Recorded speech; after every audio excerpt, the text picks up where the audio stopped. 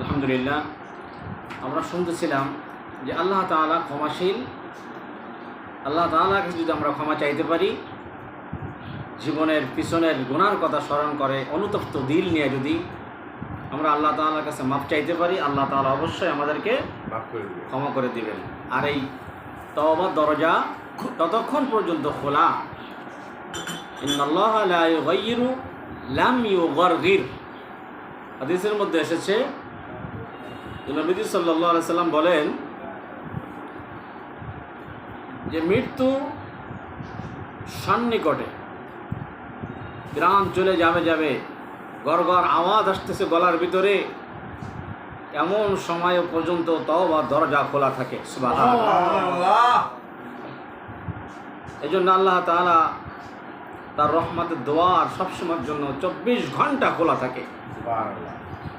সবার দরজা বন্ধ হয়ে যায়, মানুষ যখন সবাই ঘুমিয়ে যায়, যার যার ঘরের দরজা বন্ধ করে নিরাপত্তার চাদরে ঘুমিয়ে যায়, আসল প্রকৃত নিরাপত্তা দেয় আমার আপনার রব আল্লাহ।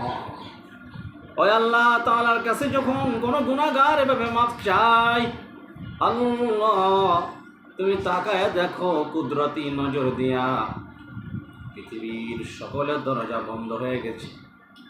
মাবুদ গো, তোমার রহমতের দরজা বন্ধ হয় নাই।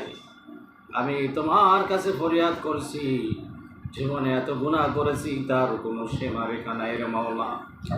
আমার গুনাহ করার শক্তি যতই থাকুক না কেন, তার চাইতো কোটি কোটি গুণ দয়া মায়া তোমার বেশি গো আল্লাহ। দয়া করে মায়া করে আমাকে মাফ করে দাও।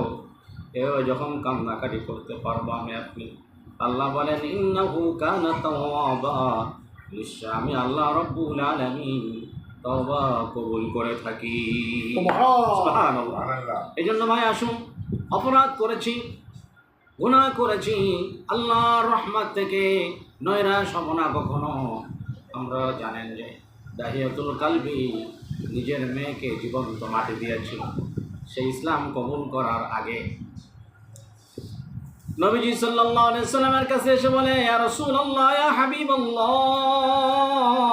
আমি জীবনে এমন বড় গুনাহ করেছি, আমার গুনাহ হয়তো আল্লাহ তাআলা কখনো মাফ করবে না। নবীজি বললেন, দাহিয়া রে, কি এমন গুনাহ করেছো আমার কাছে একটু বলো।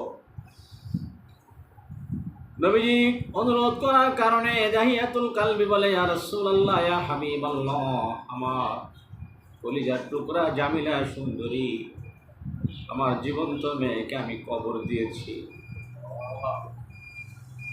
নিজ হাতে তাকে মাটি দিয়েছি, দাফন দিয়েছি জীবন্ত মেয়েকে। ইয়া রাসূলুল্লাহ, এই অপরাধ হয়তো আল্লাহ তাআলা আমাকে কখনো ক্ষমা করবে না। আল্লাহ বললেন, দাহে আল্লাহ রাব্বুল আলামিনের